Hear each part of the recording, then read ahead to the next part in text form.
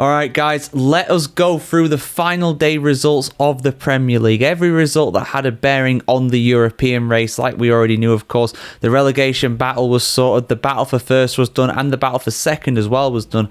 Arsenal already confirmed as being second place this season. So, let's go through the European race, because the teams that were battling it out for a Champions League spot, for a Europa League spot, and trying to avoid a Conference League spot as well in some cases, were all taking place today. Some really, really big games. I'll just go in the order that they are displayed here on the screen for you guys, because like I said, a lot of games that meant something when it came to this. Not all of them, but quite a few of them being played on Sunday evening. Start with Manchester City, where they continued their very impressive run against Fulham. I think that is 18 victories in a row they've had against Fulham in the league. They always seem to beat them, and they did so again today. They weren't really threatened that much by Fulham with nothing to play for other than pride, but unfortunately for them, Manchester City very much dominated this game. A first half goal from Ilkay Gundogan and a penalty from Erling Haaland in the second half sealed the deal for them. Manchester City knew that if they won, they were going to finish in third and therefore qualify for the Champions League, and they have done exactly that. They never looked threatened today by Fulham. Fulham, in truth, on the beach, deck chairs out. They didn't really care about this one. Who can blame them? They've had a good season overall, Fulham, comfortably mid-table, of course, but let us go and see what else happened. So Brentford, actually, believe it or not, did have a very, very thin sliver of an opportunity to get into. Brentford needed a lot of things to go in their favour today to have a chance of qualifying for European football. They needed Chelsea to finish down in 7th. They needed to beat Wolves away from home. And they also needed to hope that Brighton lost against Tottenham Hotspur. And they unfortunately didn't do their part. They got a goal in the first half from Brian and Mbeumo, but Marshall Monetsi equalised for the Wanderers in the second half. So a 1-1 draw for them. Their European race was very much over, but it's been an excellent season for the Bees. They will very much be buzzing going into next season as long as they can keep Thomas Frank as manager. I think that is key for them.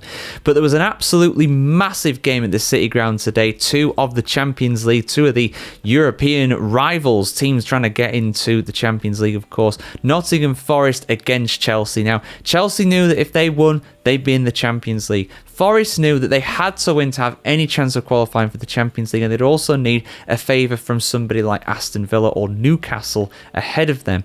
But they weren't at the races today. They were really not at the races today, unfortunately, in this one. Chris Wood had an excellent opportunity late on, but he just spurned it over the bar. They were poor today. They were not at it. Chelsea were not amazing. Let's be real here. Levi Colwill with the only goal of the game in the 50th minute, just after the half-time mark. They weren't really at it. They weren't good, but they were good enough. They got their job done. And yeah, they go into next season very much on a high, I would say. It's been a good season overall for Chelsea as they finish in 4th place thanks to this victory. They, of course, do contest the Conference League final as well in midweek coming up, but no matter what happens in that, they will be in the Champions League. They are confirmed in the Champions League. But who is the 5th team? Who is the 5th team? Well, the door was very much open for Aston Villa to sneak into there because, surprisingly, Newcastle lost at home against Everton. Again, Everton, I thought they'd just given up this season. They've not been in great form recently. You know, they've done the hard work. They've survived. They've done a good job in the end under David Moyes. But really, realistically, they are a team that normally does kind of just taper off as the season goes on unless there is something to actually fight for. But fair play to them. They managed to beat Newcastle away from home. Not much of the ball, but they did a lot with it. They had a lot of opportunities, and Carlos Alcaraz with the only goal of the game in the second half. So Newcastle were under threat. They had to hope that Manchester United did a job on them against Aston Villa. And they did. Unbelievably, Manchester United, who have been in absolutely turgid form in recent times, they managed to beat Aston Villa. But Aston Villa were not only unlucky in this one, but they were architects of their own downfall. I'll explain why. I mean, you can see there. You can see on the scoreboard there, just underneath, Martinez, their goalkeeper, sent off in the first half. What on earth was he thinking? What was he doing? He just came storming out of the box, was never going to get the ball, took out the Man United attacker. I can't remember who it was, but took out the Man United attacker. Red card all day, every single day, twice on Sundays, 3 times on Sundays, because it was on a Sunday, of course. So yeah, Aston Villa had to do the entire second half with 10 men. But this was Man United they're playing against. Man United have been abysmal this season. They had a chance. Morgan Rogers stole the ball from Bienda. Bienda in the goal today instead of Onana. That might be an upgrade, maybe not. Going off of this game, maybe not actually. Despite getting a clean sheet, did not have a good game because he made a key error against Morgan Rogers. Rogers stole the ball from him. He only had the ball, I think, in one hand at that point. Definitely didn't have two hands on it. Morgan Rogers puts the ball into the net. Great finish. Villa 1-0 ahead. Oh, wait. About that. No. The referee blew up. Said it was a foul on the goalkeeper. Now, before we go into a full-on rant. Children, tell us. What was VAR brought in to do? To correct clear and obvious errors. This was a clear and obvious error by the referee. The referee clearly believed that Bienda had controlled the ball with two hands, and if that is the case, that is a foul on the goalkeeper if the attacking player chooses to try and play the ball. However, that was not the case. Bienda did not have control of the ball. Therefore, it was a fair challenge, and VAR should have corrected this. Look, I'm not having a go at the referee on the pitch. They all make mistakes. It happens, right? But VAR should be there to intervene. Now, the reason why apparently that VAR did not intervene was because the referee blew the whistle and gave a decision, which I don't understand. Why should that matter? If the referee has made a mistake out on the pitch and it's a clear and obvious error, therefore VAR should get involved and correct that error. Is that not the whole reason why we brought VAR in the first place? Is it not? Correct me if I'm wrong, guys, but am I tripping here or something? Because I can't understand it. And most people can't understand it either. I've seen loads of polls where people are overwhelmingly voting in favour of Villa on this one. So Morgan Rogers' goal was chalked off. And late on, a quick fire double from Man United, Diallo and then Eriksen from the spot. Don't get me wrong, Villa were poor today. Martinez getting sent off at half-time really put them in the lurch with that. You know, that is a lot of football still to be played. They were really the architects of their own downfall here, but at the same time, Rodgers' goal should have stood. Would Man United have won it anyway? Don't know. Would they have got a draw anyway? We don't know. We'll never know. Man United still might have won. I doubt it, though. I really doubt it, to be honest. But, yeah, Villa poor, unfortunately, and despite Newcastle losing, Villa losing as well means that they miss out on the Champions League. So the 5 clubs in the Champions... Well, sorry, the 6 clubs in the Champions League. I keep forgetting about Tottenham Hotspur. We'll talk about them very quickly at the end. But, yeah, Liverpool, Arsenal, Man City, Chelsea, Newcastle, and Tottenham Hotspur in the Champions League. Next, 6 teams. 6 teams from the Premier League and the Champions League. Wow. Aston Villa will be in the Europa League, as well as Crystal Palace as the winners of the FA Cup. And Nottingham Forest are in the Conference League. Now, like I said before all this kicked off, it could have been that the team in 8th, which ended up being Brighton, because Brighton, my word, they battered Tottenham. Tottenham were ahead.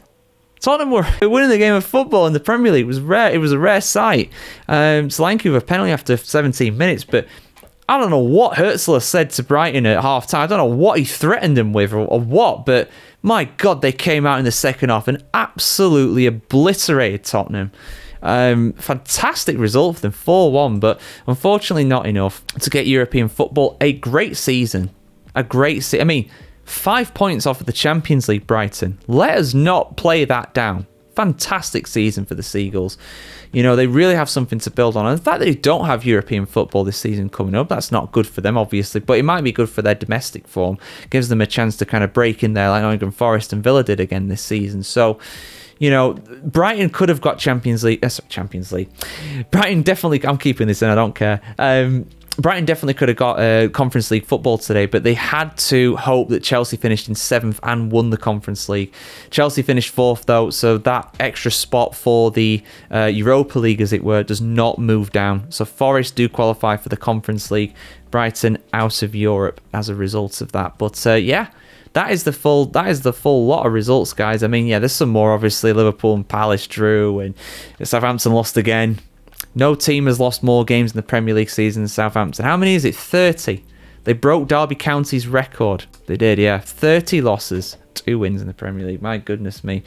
You know, a small part of me does kind of like the fact that my side didn't get promoted in the playoffs in a very small way. I'm not happy about it, don't get me wrong, but my God, the teams that come up from the Championship this season, you're gonna need a lot of luck and a lot of miracles to stay up, because that is ridiculous. That the points gap. 13 points from Spurs to Leicester. My goodness me. But yeah, that is the Premier League table there, guys. Those are the teams that are in Europe, the teams that are out of Europe, and the teams that got relegated and everything in between. Hope you're out celebrating. If you're a Newcastle, Chelsea, or a Man City fan, hope you're out celebrating. Commiserations to Villa. But you are in Europe next season. You know, just a few seasons ago, that would have seemed like an absolute pipe dream. Emery's done fantastically well. And, you know, honestly, I think they're going to be one of the favourites for the competition next season, Villa. They could well do it. With Emery at the helm, with his past in that competition, there is no reason why they can't win a European trophy. Why not? Why not? Why not? And Forest in the Conference League, might be tough for them. First season in Europe for him for a very, very long time, but you never know. I mean, Chelsea have made the competition look easy this season, haven't they? Although, to be fair, Forest don't quite have the resources of Chelsea, but not that much between them this season, in fairness. But yeah, like, share, comment, subscribe if you want to see more like this, guys. I'll, of course, be bringing you plenty of content in the off-season, going over... I mean, I say the off-season. It's the Club World Cup coming up. We've got internationals coming up. The football doesn't stop. It's like that Mitchell and Webb sketch, isn't it? The football never stops. There's no chance you can keep up with all the football, but the best chance is here on thefootballchronicle.com. Have a great day wherever you are in the world, guys. Have a great weekend, and we'll see you very soon for much more content like this. Have a great time.